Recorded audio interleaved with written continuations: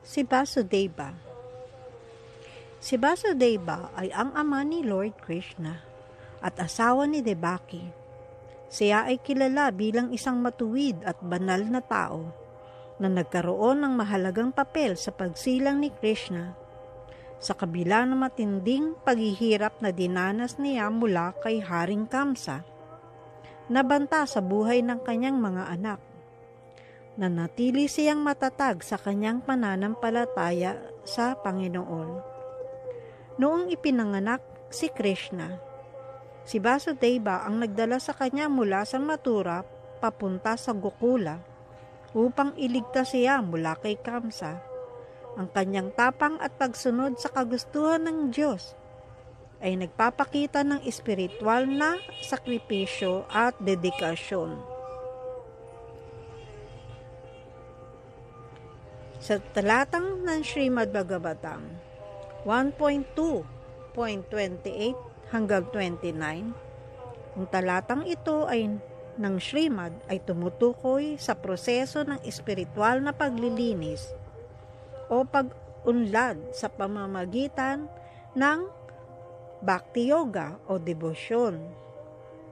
Ang pangalan ni Vasudeva dito ay hindi lamang tumutukoy sa ama ni Krishna, kundi sa Vasudeva Tattva o mga estado ng pagiging malinis na puso kung saan ang Diyos ay maaring magpakita.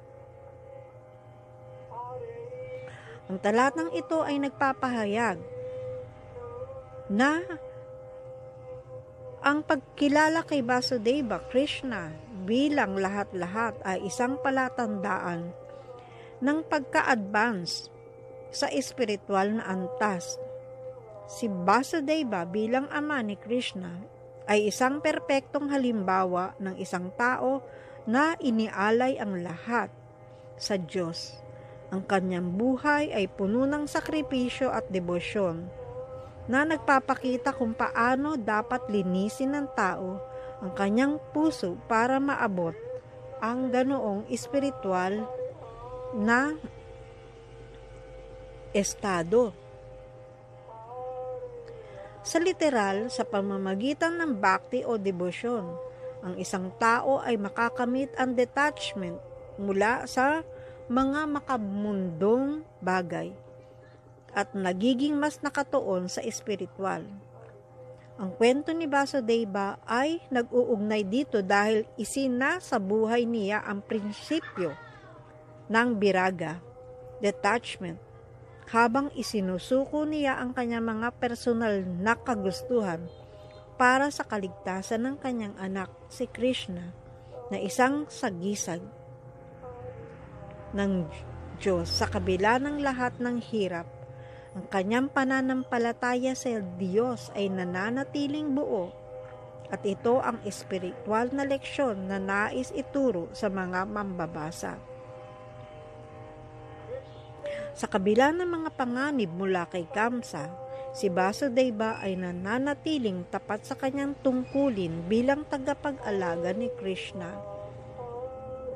Ang pangalang Vasudeva ay nagpapahuwatig ng estado kung saan ang Diyos, si Krishna, ay ganap na nagpapakita sa isang dalisay na puso ng tao. Ang puso na kasing linis ng kay Vasudeva, ang lugar kung saan ang Diyos ay makakapanahan.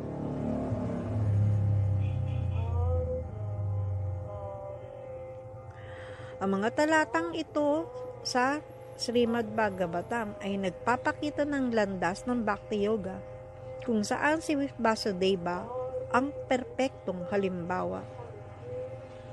Ang kwento niya ay isang paanyaya sa mga deboto na linisin ang kanilang puso at maging tulad ni Vasudeva, na naging sisidlan ng Diyos mismo.